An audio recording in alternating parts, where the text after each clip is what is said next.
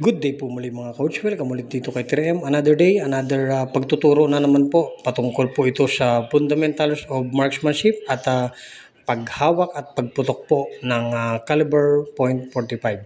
So ito po ay nag-day off si 3M at meron siyang dalawang tinuturuan.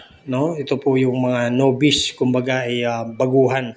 First time lang po niyang humawak ng pistol at nangangarap din siya na gusto niya ring maka-experience kung paano po ba gumamit ng baril o pistol at iputok. Yan po, sa mga pagkakataon po nito, bago tayo pumunta sa range, ay dumaan muna po siya sa fundamentals of marksmanship, dry shoot, dry firing, at familiarization ng pistol.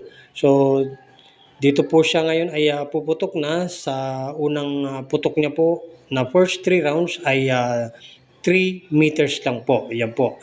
3 meters, 5, 7, 10. Yun po yung procedure sa pagtuturo. Pero dito muna po tayo sa 3 meters. Yan po. First time niyang puputok, kaya kailangan pong alalayan ni 3M sa likod at observe po yung kanyang proper handling ng pistol, lalo na po yung trigger finger.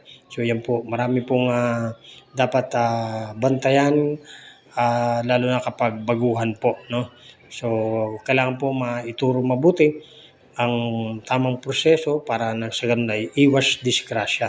Siyempre, bago po dyan ay binasahan din natin siya ng 4 cardinal rules of gun safety. Yan po. So yan po, nakita nyo, tapos na siyang bumutok ng first 3 rounds sa 3 meters.